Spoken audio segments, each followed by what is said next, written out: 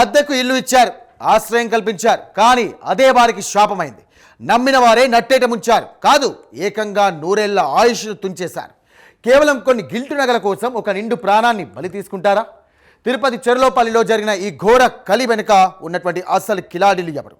సహజ మరణమని నమ్మించి శ్మశానానికి తీసుకువెళ్లే లోపే బయటపడ్డ ఆ పాడు నిజమేంటి? నమ్మక ద్రోహం అంటే ఏంటో చూపించిన ఆ కేటుగాళ్లను పోలీసులు ఎలా పట్టుకున్నారు? ఇప్పుడు చూద్దాం ఈ క్రైమ్ స్పెషల్ రిపోర్ట్లో.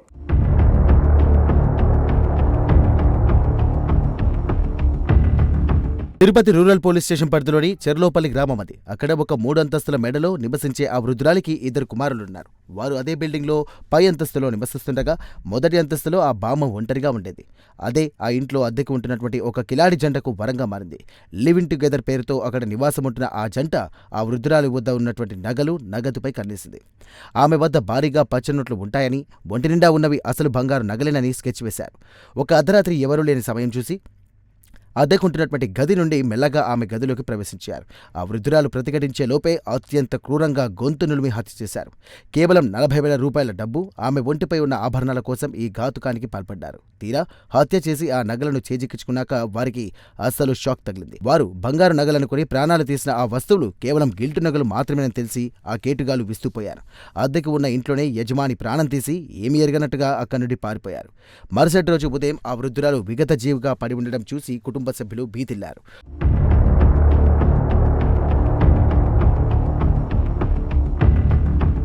వయసురీత్యా ఆమె సహజంగానే చనిపోయి ఉంటుందని అందరూ భావించారు.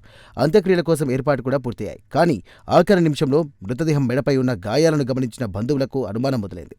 వెంటనే పోలీసులకు సమాచారం అందించడంతో సీన్ రివర్స్ అయింది. తిరుపతి జిల్లా ఎస్పీ సుబ్బారాయుడు ఆదేశాలతో రంగంలోకి దిగిన పోలీసులు అత్యంత వేగంగా దర్యాప్తు ప్రారంభించారు. కేవలం 24 గంటల వ్యవధిలోనే అద్దెకు ఉంటున్నటువంటి ఆ జంటపై అనుమానం రావడంతో వారిని అదుపులోకి తీసుకున్నారు. తమదైన శైలిలో పోలీసులు విచారణ జరపగా గిల్టు నగల కోసం చేసిన ఈ దారుణ హత్య ఉదాంతం వెలుగులోకి వచ్చింది. పక్కా ప్లాన్తో హత్య చేసి దాన్ని మరణంగా చిత్రీకరించే ప్రయత్నం చేసిన ఆ కిలాడి జంట ఇప్పుడు కటకటాల పాలైంది. జిల్లా ఎస్పీ ఈ కేసు వివరాలను వెల్లడిస్తూ నేటి సమాజంలో వృద్ధుల భద్రత ఎంత ముఖ్యమో నొక్కి చెప్పారు. అపరిచితులకు ఇల్లు ఇచ్చే ముందు వారి బ్యాక్గ్రౌండ్ వెరిఫై చేయకపోతే ప్రాణాలకే ప్రమాదమని హెచ్చరించారు.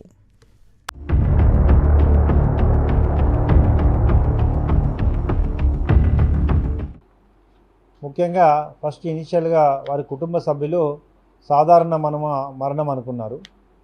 ఆమెకి 2 కుమారులు ఉన్నారు. 2 కూడా ఉద్యోగాలు చేస్తున్నారు. 3 స్టోర్ ఓన్ బిల్డింగ్ ఉంది. ఫస్ట్ ఫ్లోర్లో వాళ్ళ అమ్మగారిని ఉంచారు. సెకండ్ అండ్ థర్డ్ ఫ్లోర్లో రెంట్కి ఇల్లు ఇవ్వడం జరిగింది. బాడుకి రెంట్కి ఇవ్వడం జరిగింది. అందులో ఒక ఫ్లోర్లోనేమో ఒక ఫ్యామిలీని ఉంచారు. రెండో ఫ్లోర్లో లివింగ్ టుగెదర్లో ఉన్న 2 వ్యక్తులని, ఒక జెంట్ అండ్ లేడీని అక్కడ ఉంచడం జరిగింది. వారు యాక్చువల్గా ఆమె దగ్గర ఉన్న డబ్బులు, బంగారం కోసం కేవలం 40,000 డబ్బుల కోసం ఆమెని చంపి, థ్రోట్లింగ్ చేసి చంపి తర్వాత తీసుకొని వెళ్ళారు. తర్వాత వారికి కర్మకాండాలు చేస్తున్న సమయంలో అనుమానం వచ్చి గాయాలు ఉండడం వల్ల పోలీసు వారికి తెలియజేస్తే ఇమ్మీడియట్గా ఫర్దర్ ఇన్వెస్టిగేట్ చేసి ఇమ్మీడియట్గా అరెస్ట్ చేయడం జరిగింది.